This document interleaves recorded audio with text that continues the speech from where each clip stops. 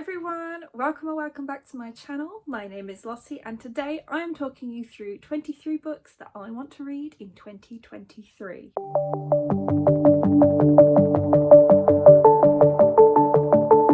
So I have a lot of books that I want to get through in this video. Every year people do this video and the list gets longer and longer because the years obviously keep going up. This is actually the first time I'm doing a video like this. I didn't do one for 2022, but yes, 23 books that I want to read in 2023. Now, I have tried not to include books that are part of the same series because I want a lot of variety on my 23 for 2023 list. However, one of the things that I want to do in 2023 is continue more series and finish more series. So there are some books that are part of the same series on this list because I'm going to help myself out by carrying on with several series. So without further ado, let's get on with the list. So books 1, 2 and 3 on the list are Assassin's Apprentice, Royal Assassin and Assassin's Quest, all by Robin Hobb. These are the 3 books that are in the Farseer Trilogy, which is the first trilogy in the realm of the Elderlings, and I would really like to get started with the realm of the Elderlings. I missed on the catch-up book club read along for it, so I kind of want to slowly make my way through all of the series, mostly trilogies, but one of them is a quartet in the whole realm of the Elderlings, and I'm going to start that in 2023 by reading the Farseer Trilogy. So all I know about this series is that it follows a guy called Fitz, and we follow him from his childhood, and then later trilogies in the realm of the Elderlings we follow him right through till he is in his 60s. Everything I know about this series is from Becca in the Books, and watching her vlogs and her talk about it on her channel for the last 2 years. I know that he is the bastard son of the prince, I believe. The prince abdicates and then Fitz kind of gets taken in by the palace assassin or something, and he's trained up as an assassin. So that's kind of all that I really vaguely know about this series, but it is a well-loved high fantasy series and I really want to get back into reading my fantasy in 2023, so this is the first trilogy on that list. Next, I would really like to get to Fire and Blood by George R.R. Martin, which is a spin-off book from the Song of Ice and Fire series that obviously House of the Dragon, the new Game of Thrones TV show, is based on. I got this a few years ago now and I've been putting off reading it because it is a very, very long book, but also I've heard that it is kind of like a history of the Targaryen family and it reads a bit like a textbook, so that's also put me off because I don't really want to sit and feel like I'm reading an old history book.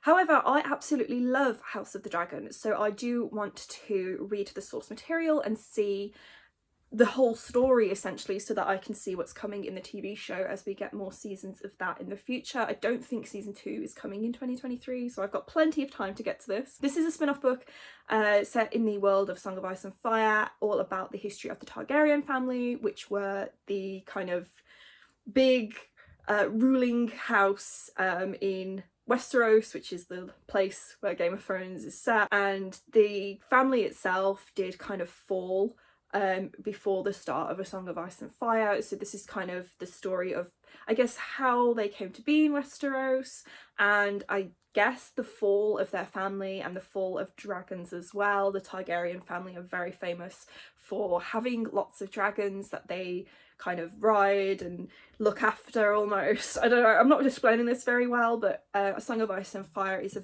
very, very vast high fantasy series. I absolutely love it and I do really want to read this spin-off. A relatively new book on this list is Babel by R.F. Kuang, which is another sort of fantasy book. It is a standalone. I don't really know too much about it. It's kind of dark academia fantasy about the Tower of Babel, and I think it is about a Chinese immigrant who is studying at Oxford. Yeah, it's something to do with the Tower of Babel and translation and magic. Honestly, I have no idea what this book is about, but everybody has been talking about it recently, so I do really want to get to it and see what the hype is all about. I kind of primarily subscribed to Fairy Loot Adult just so I could get a special edition of this book, because we all knew that some very special editions from both Fairy Loot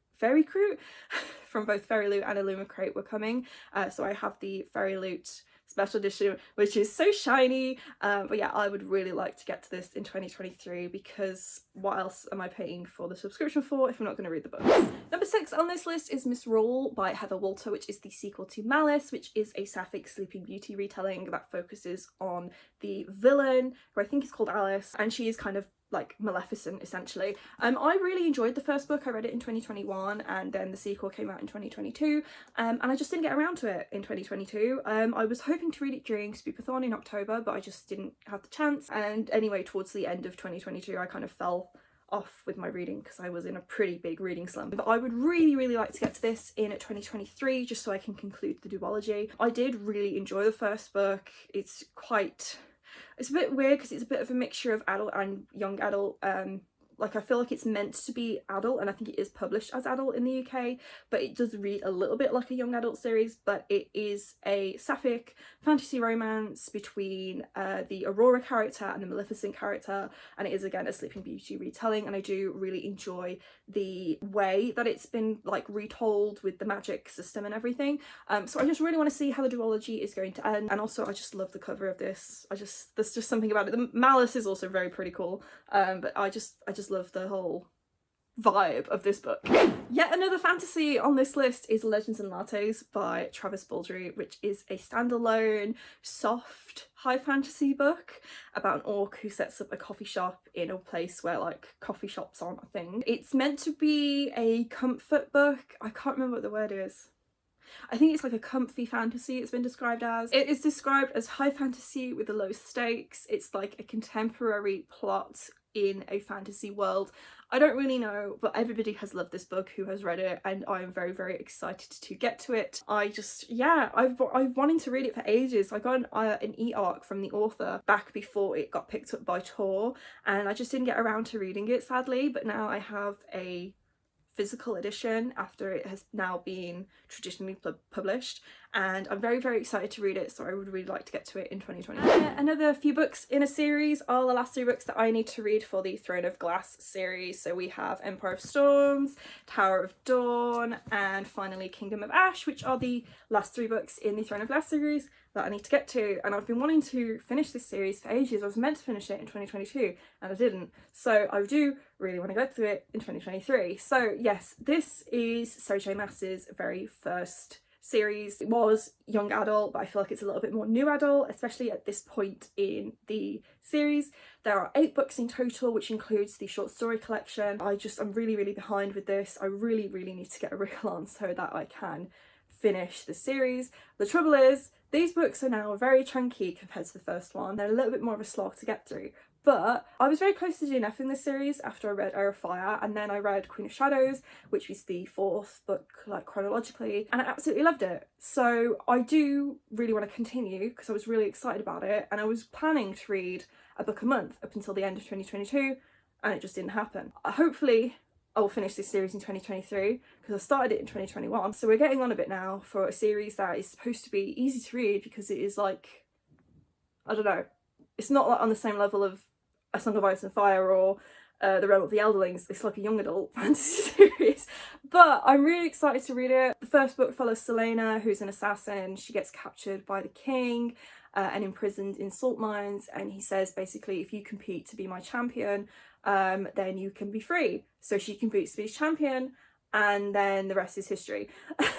A lot has happened since that first book in terms of where I am with the timeline, but I'm very excited to carry on. I've heard that the cliffhanger at the end of this one makes you hate having to read Tower of Dawn between Kingdom of Ash, so I'm very excited to see what's going to happen. Hopefully I will finally finish Throne of Glass in 2023, and again I will be doing a spoilery reading vlog for each of the books in this series, as I have been doing since the first one, back when I started my channel actually. So yeah, I will be carrying on with this series in 2023. So we've had a lot of fantasy so far, so to shake things up a bit, I want to carry on with a sci-fi series that I really enjoyed, which is the Infinity Court series by Kemi Bowman, and this is the 2nd book in that series, which is called The Genesis Wars.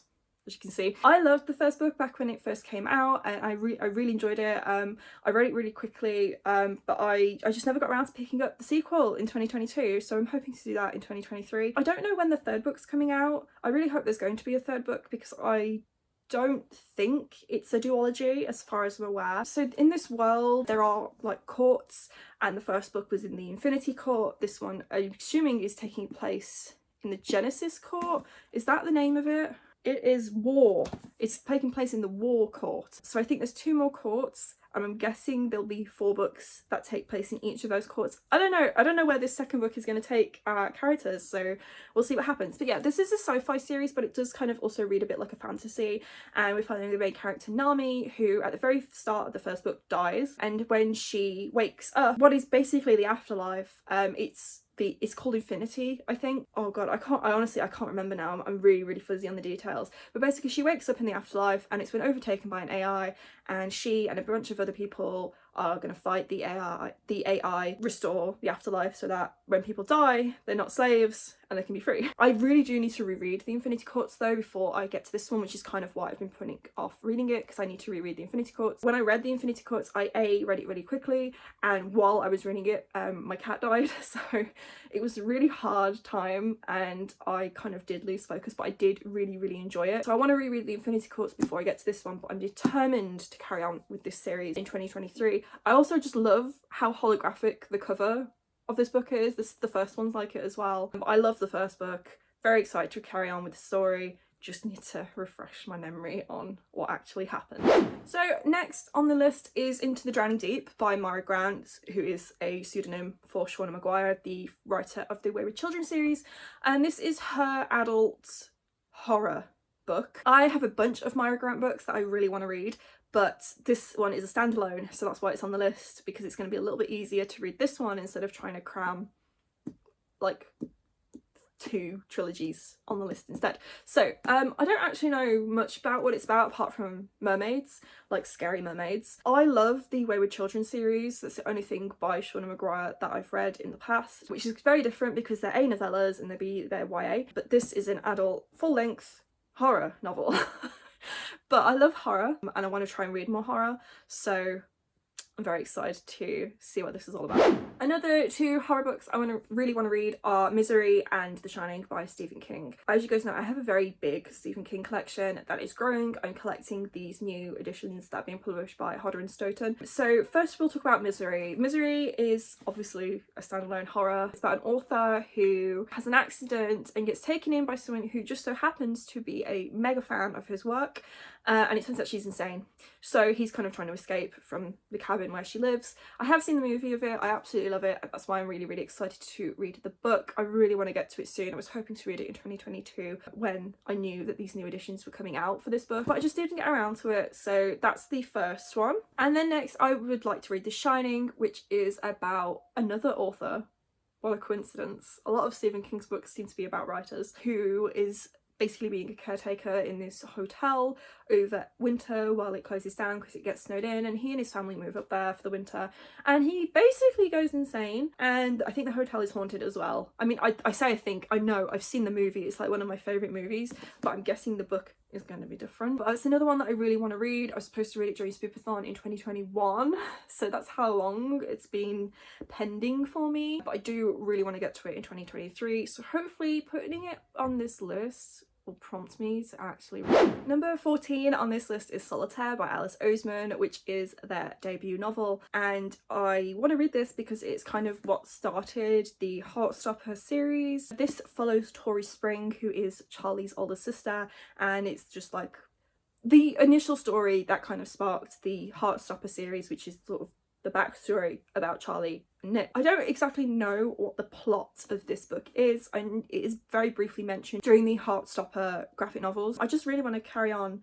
with the kind of story of Nick and Charlie, and I also want to read more of Alice Oseman's work. I've only read one of their novels before, which was Loveless, which is the newest one that they've written, and I absolutely loved it. It was fantastic, and it's kind of what put Alice Oseman on my radar. And then when I read Heartstopper in 2022, I was just like, chef's kiss. So I just want to read more about Nick, Charlie's family, and see Tori's story. I love Tori, she's one of my favourite characters and I relate to her a lot. So I just really want to see more of the story and like what inspired Alice to carry on and write more about the Spring family. Number 15 is Deadly Dreams by KJ Sutton, which is the 3rd book in the Fortuna Sworn series. This book is so heavy. I'm only putting this on the list because I really want to force myself to carry on with the Fortuna Swan series because I really enjoy it. Nothing's prompting me to carry on with it, which is really strange. I really enjoyed the second book. There was just a big gap between me reading the first and the second book, so hopefully putting this on the list will make me prioritise it a little bit more. I would also have put Beautiful Nightmares, which is the fourth book, on the list. However, I don't own a copy of it at the moment, so I'm not putting any books that I don't own